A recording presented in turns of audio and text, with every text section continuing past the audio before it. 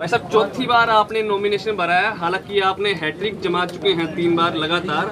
अब क्या उम्मीद लग रही है आपको? ये जो चुनाव है ये मेरा चुनाव नहीं।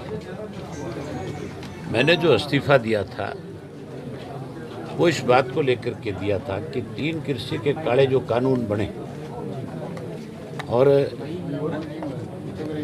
उससे जब देश में किसानों ने एक आंदोलन शुरू किया और उनकी तरफ से एक मांग की गई कि कोई भी पॉलिटिकल व्यक्ति अगर हमारा समर्थन करना चाहता है तो वो पहले रिजाइन करके आए। हमारी पार्टी ने तो पहले दिन से समर्थन किया हुआ था, लेकिन जब ये बात आई थी तो मैंने अपने हल्के के लोगों से आकर के मिल करके पूछा था कि आज जो है इस आंदोलन को और ताकत देने की ज़रूरत है, और उसको ताकत इस बात से मिल सकती है कि अगर मैं विधानसभा की सदस्यता से इस्तीफा देता हूं तो जहां ये आंदोलन मजबूत होगा, वहीं बहुत सारे ऐसे लोग हैं हरियाणा में जो कहीं ना कहीं किसान के नाम पे राजनीति कर रहे हैं। उनके चेहरे उजागर हो जाएंगे, वो नंगे हो जाएंगे। और मुझे लोगों ने खुल करके कहा था कि आपको तुरंत इस्तीफा दे देना चाहिए, और मैंने लोगों की भावनाओं के अनुरूप विधानसभा से इस्तीफा दिया। और अब जब चुनाव आया तो इस चुनाव में भी मैंने हल्के के लोगों के जुम्मे छोड़ा था कि आप ही फैसला करो कि आपके यहाँ से कौन चुनाव लड़े।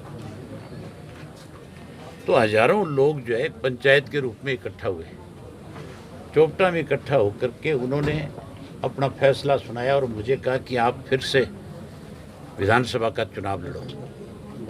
ये लड़ाई तो इलाहाबाद की जनता की और उन लोगों के खिलाफ है जो काले कानून बनाने में मददगार हैं, जिन्होंने काले कानून बनाए। कांग्रेसी दूध से धुले हुए नहीं है।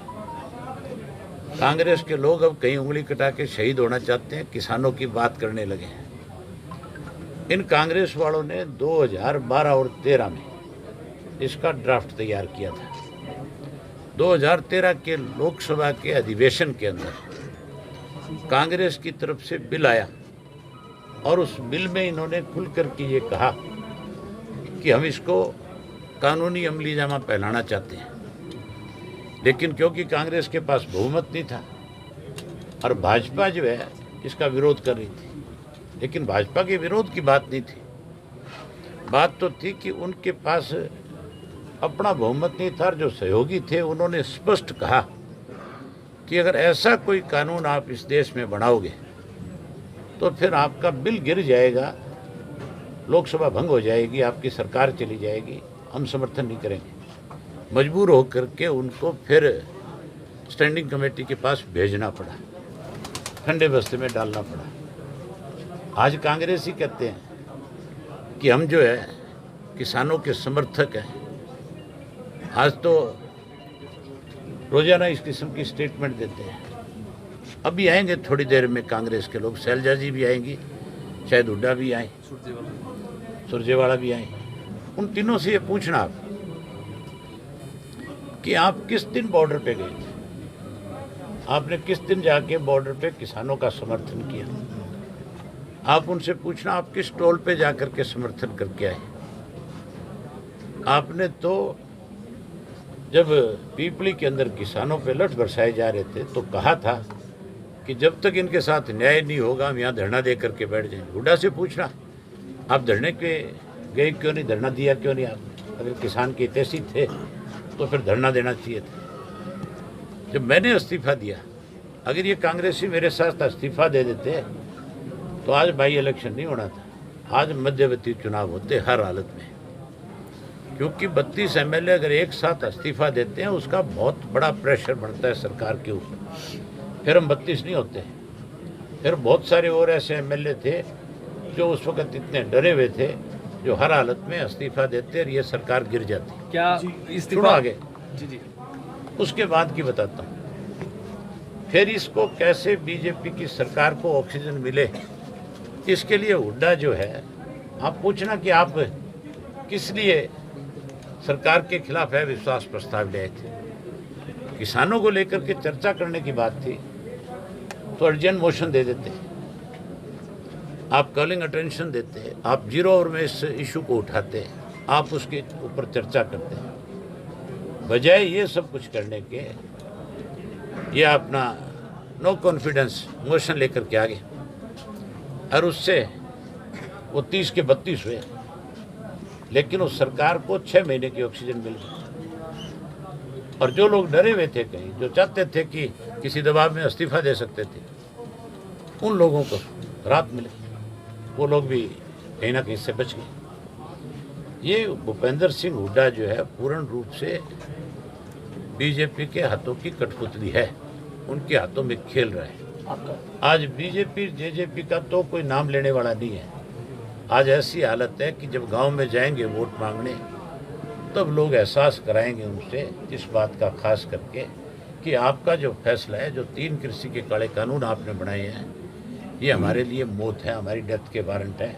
हम आपको किसी कीमत पे अपना वोट नहीं देंगे। लेकिन कांग्रेस को भी लोग साथ के साथ सबक सिखाएंगे। दूसरी तरफ कांग्रेस और बीजेपी की हालत तुम्हारे सामने है। आज जो है इनके पास अपने कैंडिडेट नहीं है। एक आदमी 10 दिन पहले कांग्रेस ज्वाइन करता है, कांग्रेस वाले उठा करके उसको टिकट दे देते हैं।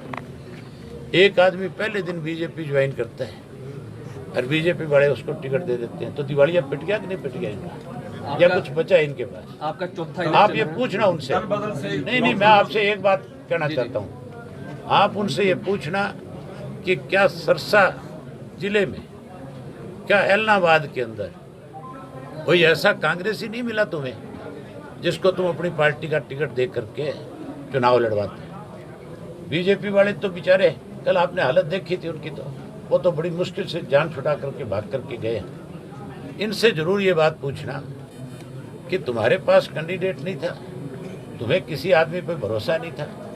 अगर भरोसा करते किसी पे तो फिर कांग्रेस का उम्मीदवार आना चाहिए था, ना कि पैराशूट से उतारने वाला उम्मीदवार आना चाहिए। कांग्रेस में भी गुटबाजी सामने आ रही है। भरत सिंह बेनीवाल ने अपने कार्यकर्ताओं को, नेताओं को बुलाया, समर्थकों की मीटिंग बुलाई। भरत सिंह पुराना कांग्रेसी है। भरत सिंह को तब तो मेरे सामने बलि का बकरा बना दिया था जब बाई इलेक्शन था। लेकिन अब कोई, मैंने भरत सिंह के जो सोशल मीडिया पे उसने अपने एक वो बना रखा है, उस पर लिखा है, आपने वो पढ़ा कि नहीं पढ़ा? उसने लिखा है कि संघर्ष हारा, पैसा जीता। तो इसका मतलब टिकट तो पैसे से आई है। कांग्रेस ही तो अपनी टिकटें पैसों से बेचते हैं। जो लोग टिकटें पैसों से बेचते हैं वो किसान के कैसे हमदर्द हो सकते हैं? दल बदल से लोकतंत्र जिंदा रह पाएगा? दल बदल जो चल रहा है, लोकतंत्र तो जिंदा बचेगा 3 तारीख को जब नतीजा आएगा, 2 तारीख को, उस दिन जिंदा होगा। आपका चौथा चुनाव है, हालांकि आपने 3 चुनाव बड़ी लीड से जीते हैं। इस बार क्या लीड लेने की उम्मीद आपको? आजकल चौके लग रहे हैं कि नहीं लग रहे हैं? देखते हो कि नहीं देखते मैच? आजकल IPL चल रहा है ना, छक्के भी लग रहे हैं जी। तो चौका लगेगा, अभी छक्का भी मारूंगा, चिंता मत करो।